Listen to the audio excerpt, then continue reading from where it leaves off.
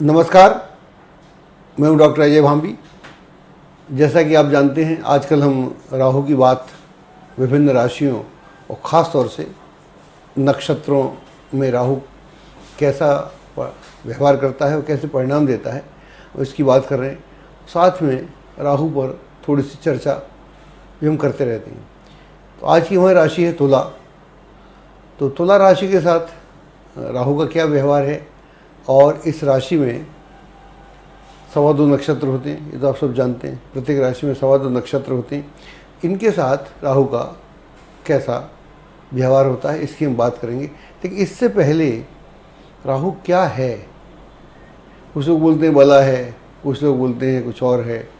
हम क्या समझते हैं राहु क्या है, इस पर थोड़ी सी गुफ्तगू हो जाए, चर्चा हो जाए।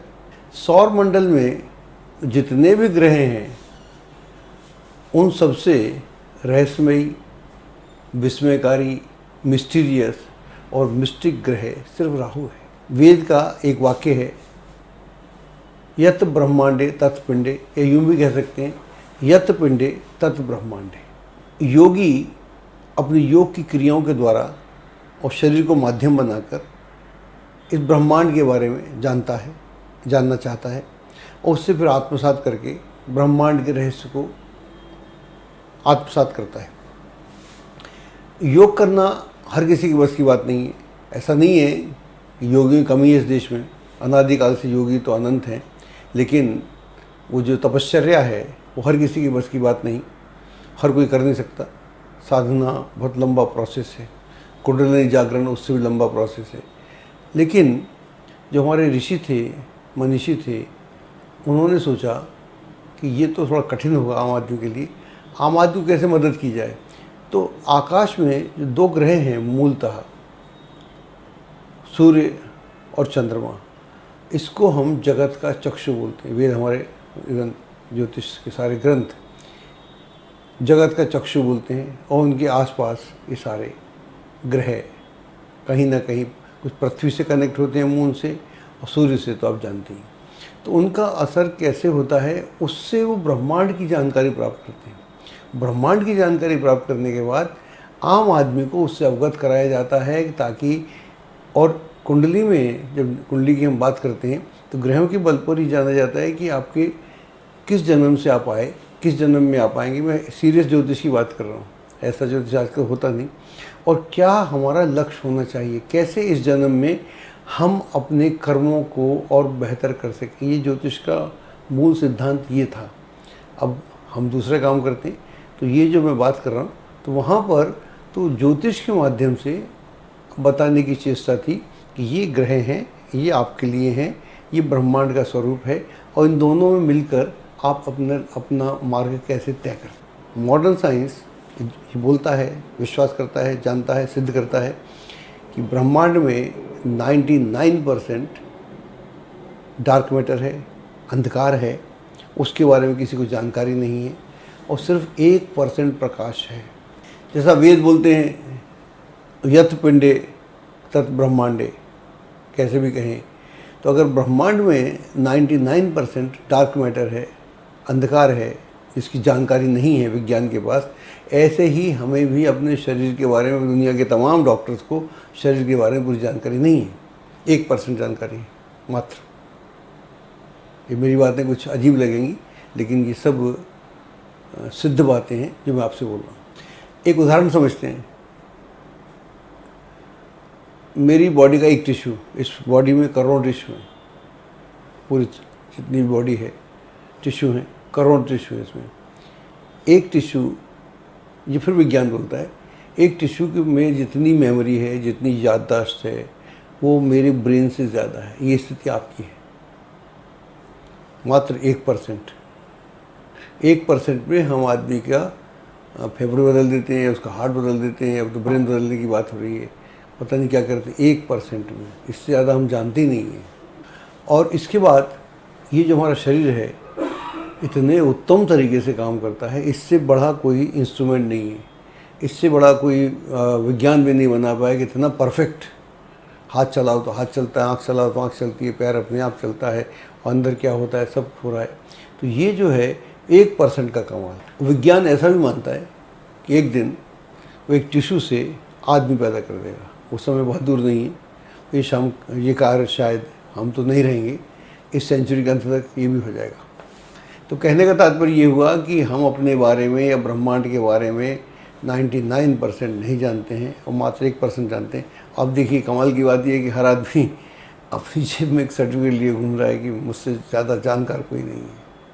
ये पूरी कलेक्टिव जानकारी की बात कर रहा हूँ मैं। विज्ञान भी इस पॉइंट पे आके निरुत्तर हो जाता है, क्योंकि वो 99% को जानना चाहता है। और इतने वर्षों के बाद 400-500 साल से जितना विज्ञान ने तरक्की की है, आप तो जानते हैं कहीं से कुछ। हाँ, विज्ञान ने तरक्की तो ये की है कि वो अगर चाहे तो इस दुनिया को हज़ारों बार नेस्तनाबूद कर दे, ये तो तरक्की की है। लेकिन आदमी क्या है या ब्रह्मांड क्या है उसको नहीं जानता है। ये बड़ी खास बात है। आप सब जानते हैं कि विज्ञान ईश्वर को तो नहीं मानता, लेकिन ये जो 99% डार्क मैटर है उसके आगे वो भी नतमस्तक है, उसकी भी नहीं चलती, जानना चाहता है। खोजें हो रही हैं, पता नहीं कहाँ कहाँ टेलीस्कोप लगे हुए हैं, कहाँ दुनिया में जाते हैं। हर देश अपना सतत प्रयास कर रहा है कि इसके रहस्य को हम जानें। राहु वो ग्रह है जिसके पास 1% ज्ञान है। विज्ञान बोलता है 99% हम जानते हैं, नहीं जानते हैं, 1% हम जानते हैं। लेकिन हमारा ऐसा मानना है कि राहु के पास 1% वो जो प्रकाश है, ज्ञान है, वो है। ये राहु अंधकार का आदमी है। क्योंकि जब समुद्र मंथन होता है तो देवता प्रभु के साथ मिलकर षड्यंत्र करते हैं। हम तो राहु को षड्यंत्रकारी बोलते हैं ना, लेकिन मैं कह रहा हूँ देवता प्रभु के साथ मिलकर, विष्णु के साथ मिलकर षड्यंत्र करते हैं और एक पंक्ति में बैठ जाते हैं। और सामने वाली पंक्ति में जब राक्षस बैठे हैं तो उनको सुरापान कराया जा रहा है। उस षड्यंत्र को समझते ही नहीं है, बाकी सब अपना मस्त हो रहे हैं सुरापान पी के। अकेला राहु है जो उस षड्यंत्र का भांडा फोड़ता है और चुपचाप जाके शामिल हो जाता है। तो हमारा मानना है कि उसके पास 1% ज्ञान है, सिर्फ राहु के पास है, हमारे पास तो नहीं है। लेकिन अगर ऐसा नहीं होता तो वो उस उपलब्धि को कभी प्राप्ति नहीं कर पाता। और इस पूरे प्रोसेस में राहु ने क्या किया कि उनके रहस्य को समझा, यानी उनके षड्यंत्र को भी समझा और खुद रहस्य में होकर बैठ गया। वाह, ये राहु है। हम उसे षड्यंत्रकारी कैसे बोल सकते हैं, मुझे कभी समझ नहीं आया। ये दुनिया जितनी चमत्कारी है उतनी रोचक भी है। उसका मात्र कारण यह है कि अगले 5 मिनट के बाद क्या होगा कोई नहीं जानता। ना मैं जानता, ना आप जानते, कोई नहीं जानता। क्लेम करने वाली बात अलग है, कोई जानता नहीं। अगले 5 मिनट में कैसे कैसे घटेंगे कोई नहीं जानता। तो ये बात अज्ञात के प्रति जो एक जिज्ञासा है, ये अनादिकाल से है। अनादिकाल से जितने भी शास्त्र रचे गए उस सब में अग्रणी ज्योतिष है। और ज्योतिष का ये मानना है कि जो नहीं जाना जा सकता, जिसके बारे में एकदम डार्कनेस है, प्रभु कैसे दुनिया को चलाते हैं, शिव या विष्णु, कोई नहीं जानता। लेकिन अगर उसमें भी किसी आदमी को हम उसका मार्गदर्शन कर सकें और करते हैं ज्योतिष के माध्यम से, तो ये एक बहुत मानवता के लिए एक बहुत बड़ी उपलब्धि है। इसे ऑर्डिनरी नहीं माना जा सकता कि इतने बड़े डार्क में, अंधेरे में आप किसी आदमी के जीवन को दिशा दे सकते हैं और जो दिशा से उसे व्यक्तिगत लाभ भी होता है। इसलिए इतने वर्षों के बाद, 5000 साल के बाद, ज्योतिष का आज भी क्रिटिसिज्म होता है। ज्योतिष की बुराई करने वाले बहुत हैं, विज्ञान मानता नहीं है। लेकिन ज्योतिष अगर अपना पताका फहराए हुए, इसलिए फहराए हुए क्योंकि ये मानवता के कल्याण के लिए कार्य कर रहा है। जो नहीं जाना जा सकता उससे जानने की बात करते हैं, ऐसे सूत्र ऋषि मुनि लिख गए हैं। और विज्ञान भी यही करता है। विज्ञान बोलता है अभी बाढ़ आ जाएगी, सुनामी आ जाएगी, यहाँ से उठ जाओ, तूफान आएगा या कुछ होने, बाढ़, सुनामी या कुछ भी बड़ा खतरनाक भूकंप आएगा, तो वहाँ से मदद करता है बचने के लिए। तो यही तो ज्योतिष कर रहा है, आपके जीवन में एक दिशा और दशा को बदलने की क्षमता रखता है। इसलिए ज्योतिष इतना महत्वपूर्ण विषय है। और जो भी व्यक्ति भविष्य में होने वाली घटनाओं की जानकारी या उसका अनुमान पहले लगाकर किसी के लाभ करता है, तो हम समझते हैं ये पुण्य का काम है, या ज्योतिष करे या विज्ञान करे। राहु न प्रकाश है न अंधकार है, आप भी जानते हैं।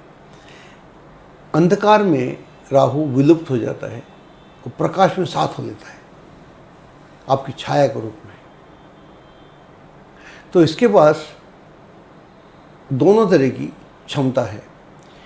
प्रकाश में ये आपके साथ है छाया के रूप में, और अंधकार में विलुप्त हो जाते ही छाया के साथ हो जाता है। दोनों तरफ है ये, द्विधारी तलवार हो गया। विचार कीजिएगा, इधर क्योंकि बाकी किसी ग्रह में क्षमता नहीं है, प्रकाश है अंधकार है।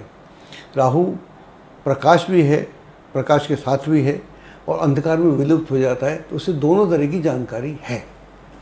यही कारण है कि हमने बोला कि राहु के पास 1% अतिरिक्त ज्ञान है या प्रकाश है।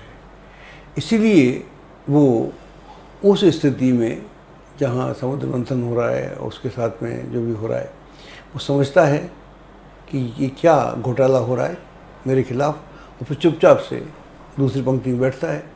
गर्दन कट गई तो कट गई, लेकिन राहु ग्रह हो गया, केतु को भी ग्रह बना दिया, और उसका रहस्य आज भी आगे बढ़ता जा रहा है। और उसी रहस्य को उस रहस्य में पर्दा उठाने का प्रयास करें इस कार्यक्रम के अंतर्गत। जैसे जैसे आप इस कार्यक्रम को देखेंगे तो आपकी रुचि जो अज्ञात है उसके प्रति बढ़ेगी। ज्योतिष दुनिया का विषय तो है ही, लेकिन ज्योतिष आध्यात्म का विज्ञान है। ज्योतिष अगर आध्यात्म नहीं समझा तो फिर ज्योतिषी कहलाना या ज्योतिष से कुंडली दिखाने का कोई औचित्य मुझे नज़र नहीं आता। बस राहु की यही खास बात है कि वो प्रकाश के संग हो लेता है, अंधकार से तादात्म्य स्थापित कर लेता है। इसलिए वो जो भविष्य की घटनाएं हैं उनको बताता है, और अगर आप इसका अध्ययन कर सकें, इसको जानकारी प्राप्त कर सकें, तो ये आपके लिए एक बहुत बड़ा मार्गदर्शक बन जाता है पूरी ज़िंदगी में। राहु की बातें तो हम करते रहेंगे। अब हम बात करते हैं इस राशि में जो नक्षत्र आते हैं, उनके जो लोग हैं, उनका जीवन कैसा रहा, कैसा चलता है, और उससे हम और आप कैसे लाभ उठा सकते हैं। हमारे पास पहली कुंडली है अन्ना हज़ारे की, और अन्ना हज़ारे को देश का बच्चा बच्चा जानता है। एक ज़माना था कि मैं भी अन्ना, तू भी अन्ना, मतलब हर आदमी टोपी पहनता था, मैं भी अन्ना हूँ। तो उस तरह का दौर आप सबने देखा हुआ है। तो 2011 में ये आंदोलन शुरू हुआ था दिल्ली से, और उसके बाद ये पूरे देश में फैल गया था। और ये आप पार्टी जो है उसका प्रादुर्भाव उस आंदोलन से हुआ था। और उस आंदोलन में शुरुआत तो ये हुई थी कि लोकपाल का बिल, उसकी बात करते हैं। लोकपाल कहीं दिखता नहीं, ना अन्ना हज़ारे दिखते बेचारे, लेकिन उनके जो शिष्यगण थे वो कई राज्यों में सरकारें चला रहे हैं या किसी पार्टी में शामिल हो गए, वहाँ पर उनका वर्चस्व बड़ा है। इनका जो लग्न है मिथुन लग्न है। हमें लग्न से मतलब नहीं, हम सिर्फ राहु दिख रहे हैं। और इनका जो राहु है पंचम भाव में है और चित्रा नक्षत्र में। अन्ना हज़ारे का पूरा जीवन उस आंदोलन से पहले कोई विशेष नहीं था। वर्कर थे, अपना आश्रम चलाते थे, वहाँ पर आश्रम टाइप को चलाते थे, डाउन ट्रोडन्स की या जो हैव नॉट्स की मदद करते थे। वो सारी बातें अपनी जगह उचित हैं, लेकिन कोई राष्ट्रीय स्तर के नेता नहीं थे। महाराष्ट्र में थोड़ा वर्चस्व था, कुछ ज़्यादा तवज्जो इनको नहीं दी जाती थी। लेकिन राहु जब तुला राशि में हो, और ख़ास तौर से मंगल के नक्षत्र में, ये जो नक्षत्र है चित्रा नक्षत्र है। चित्रा नक्षत्र का कई अर्थ हैं। उसका एक अर्थ होता है चित्र, अपना फ़ोटो देखना।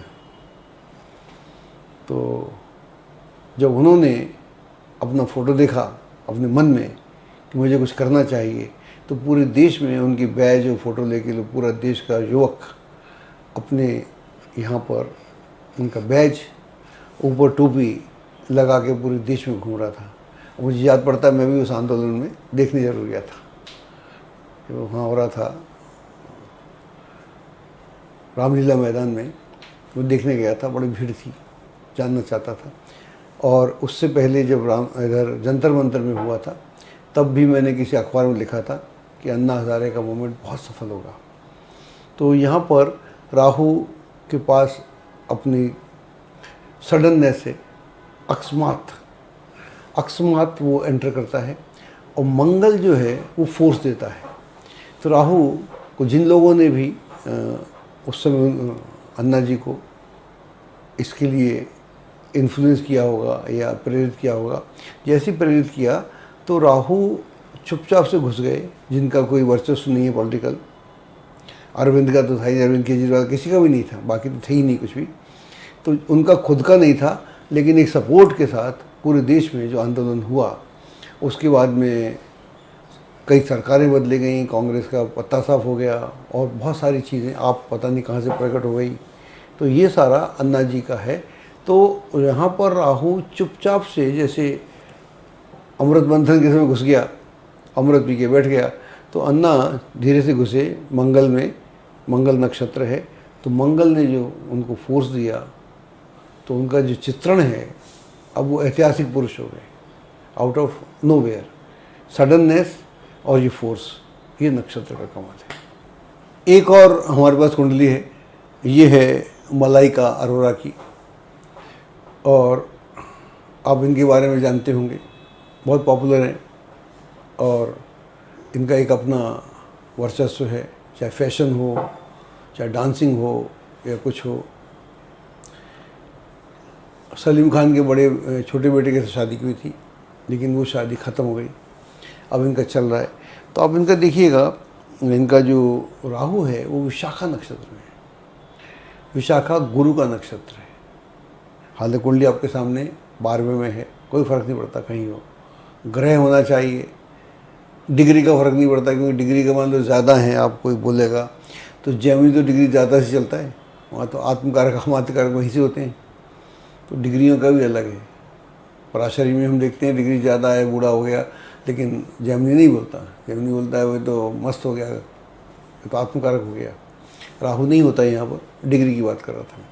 तो यहाँ पर राहु जो है गुरु के नक्षत्र में, तो गुरु के नक्षत्र में तो आप देखिए शुरू में मलाइका को एक प्रश्रय मिलता है, एक बहुत बड़े परिवार में। शुरू में जो उनका अफेयर होता है, वो शादी होती है, वो सलमान खान के छोटे भाई अरजबान खान के साथ होती है। और ये एक पूरा फिल्मी परिवार है, और जिनकी बड़ी रेपुटेशन है। सलीम खान इतने बड़े राइटर हैं, स्क्रिप्ट राइटर हैं ख़ास तौर से। तो उस परिवार में अगर आप जाएंगे तो आपका वर्चस्व अपने आप बढ़ जाएगा। वहाँ उनके 1-2 बच्चे भी हुए, लेकिन रिश्ता नहीं चला, वो अलग बात है। अब वो इंडिपेंडेंट काम कर रही हैं, और जितनी पहले सफल थी वैसी ही सफल आज भी हमको दिखती हैं, और कहीं ना कहीं रियलिटी शो में या इसमें देखने को मिल जाती हैं। वैसे भी उस चर्चा में रहती हैं किसी न किसी कारण से। तो यहाँ पर राहु जो है गुरु के घर में है, विशाखा गुरु के घर में। तो विशाखा में आदमी का कुछ ना हो तो वो बन जाता है, और बिगड़ जाए फिर बन जाता है। तो शादी ख़त्म हुई, खुद ही ख़त्म की इन्होंने, व्यक्तिगत में हमें कोई मतलब नहीं है, लेकिन यहाँ गुरुवत हो गया। पहले रहे तो गुरुवत रहे, अब इनका एक अफेयर भी है। अर्जुन कपूर के साथ इनके फ़ोटो देखते रहते हैं हम लोग, तो अफेयर भी चल रहा है, उनसे बड़ी भी हैं, लेकिन अभी तक सब बढ़िया चल रहा है। तो गुरु यहाँ पर गुरुवत हो गया। पहले एक माहौल मिला जहाँ पर आपको इतना बड़ा परिवार मिल गया, इनकी इतनी बैकग्राउंड नहीं थी, इन्होंने अपने को वहाँ पर हाईलाइट किया, आगे बढ़ती चली गई। व्यक्तिगत जीवन अलग है, क्यों अलग हुए, क्या हुए, ये वो जाने। लेकिन जब दूसरी बार बिखरे वहाँ से, तो फिर बिखर के भी संभल गए। विशाखा बिखर के संभलना, तो बिखर के संभलता है। तो आज उसी दौर में चल रही हैं। तो हम जो नक्षत्रों की बात करते हैं, तो राहु की कहानी अलग है और उसके नक्षत्र अलग हैं। हमने क्या किया, राहु की हमने 112 या 8 पता नहीं कितने हैं, इतने काल सब दोष बना दिए हमने, इतना सब जगह पूजा करा दी हमने। ये तो हमको समझने की बात थी ना, हमको समझना था कि राहु क्या है, उसकी कैरेक्टर को समझ के फिर उसको करना। ना मैं पूजा के खिलाफ़ हूँ, ना मैं ऐसा भी नहीं कि काल सर्प दोष को नहीं मानता हूँ, बहुत ज़्यादा नहीं मानता हूँ, शास्त्रों में जिक्र नहीं है कहीं पर भी। ये सब 20-25 साल की देन है। फिर पूजा से कोई दिक्कत नहीं, पूजा करा लीजिएगा, लेकिन मात्र पूजा और खुद कुछ नहीं चलेगा, हमको समझना पड़ेगा। आप देख रहे हैं आपकी कुंडली, आपके सामने कुंडलियाँ इतनी मैंने बोली, हर प्रोग्राम में बोलता हूँ, और हर कुंडली में राहु अलग तरह से करता है। फिर ये षड्यंत्रकारी कैसे हुआ? इसके साथ तो देवता कर रहे थे, ऐसा नहीं सोचेंगे हम।